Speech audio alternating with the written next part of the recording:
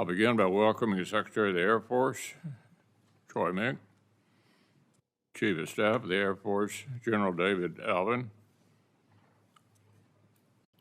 and Chief of Space Force Operations, General Saltzman. Thanks to each of you for your decades of service to our country. Thanks as well to the airmen and guardians that you all lead.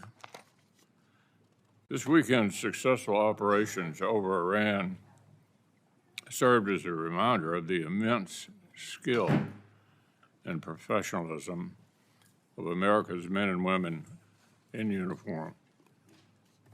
Pilots operating coolly in enemy airspace, dozens of aircraft and thousands of personnel helping to get them safely over their targets.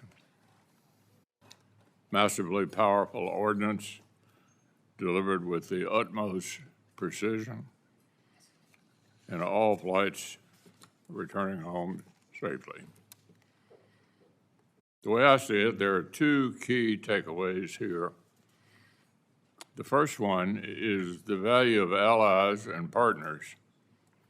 Israel's magnificent military and intelligence operations created the strategic opportunity. In degrading Iran's air defenses, the Israelis demonstrated how highly competent allies act as force multipliers in the face of common threats. We ought to keep this in mind when we look at Europe and the Indo-Pacific as well. Allies and partners are going to be essential to any big fight, and we should not underestimate their value. Of course, at the end of the day, nobody in the world but the U.S. Air Force can do what you did this weekend. America's ability to project power globally is unparalleled. And that brings me to the second takeaway.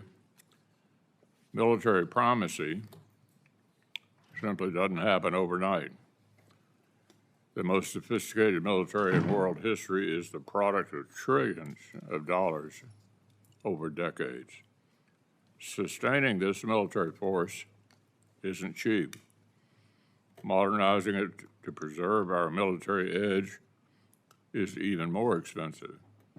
But if we value the lives of our service members, the unprecedented peace we've experienced since World War II, and the fruits of American-led international order, then it's worth every single penny and then some.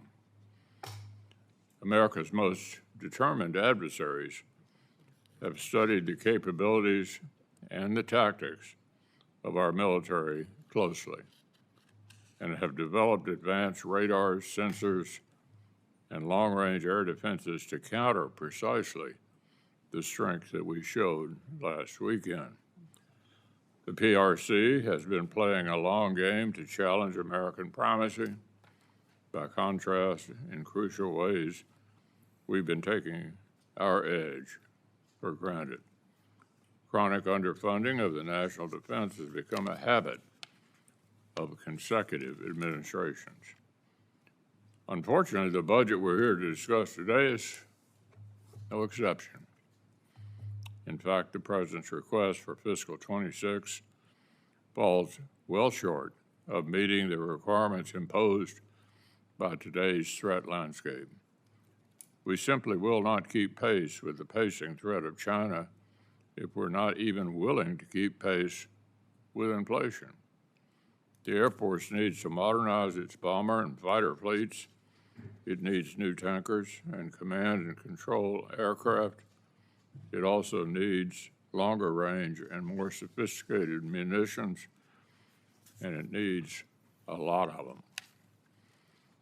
The Space Force needs advanced satellite technologies, resilient communication systems, and enhanced surveillance capabilities to deter aggression, ensure a freedom of maneuver, and to maintain uninterrupted space-based support to joint and allied forces back on planet Earth.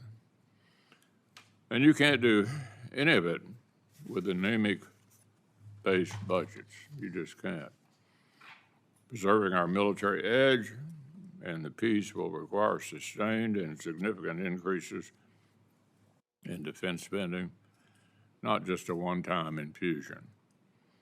But it's not just the size of fiscal 26 requests many of us are concerned about, it's also the structure of the request. Administrations asked Congress to split the funds for massive procurement efforts like B-21 and Sentinel between the base budget and the reconciliation bill. I struggle to understand how putting programs with broad bipartisan support in a simple majority partisan reconciliation bill won't function like a shell game for avoiding making the sort of annual base budget investments we begged the last administration to make. The need for stable production of aircraft seems to argue for year-on-year funding baked into the base budget. The constrained top line, of course, is forcing services to make artificially tough choices. In your case, let me just say this.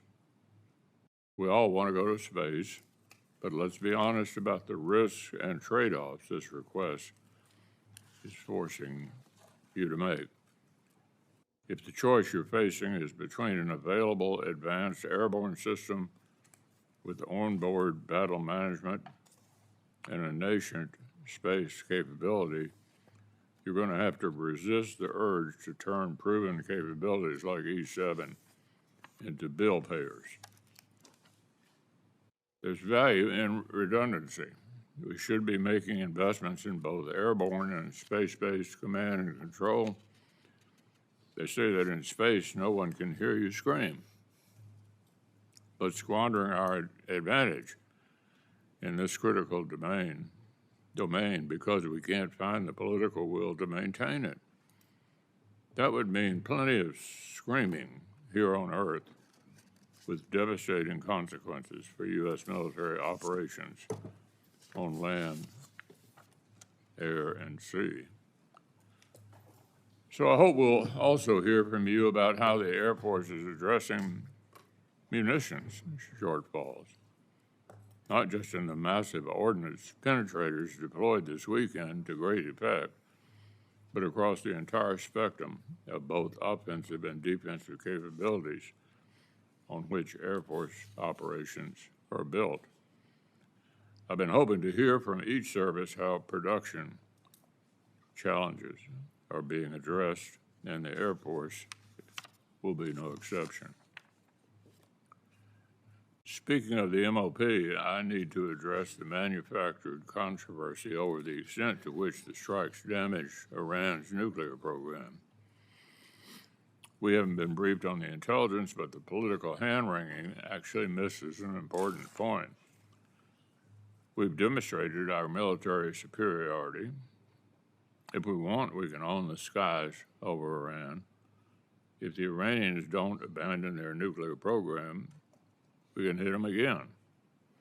And Iran's remaining leaders should take the off-ramp the president has offered them. Finally, I'll ask you to explain for us the lessons you're taking from conflicts in Ukraine and the Middle East. How has the rapid evolution of unmanned systems informed the decisions you make about drone operations, force protection, and interception?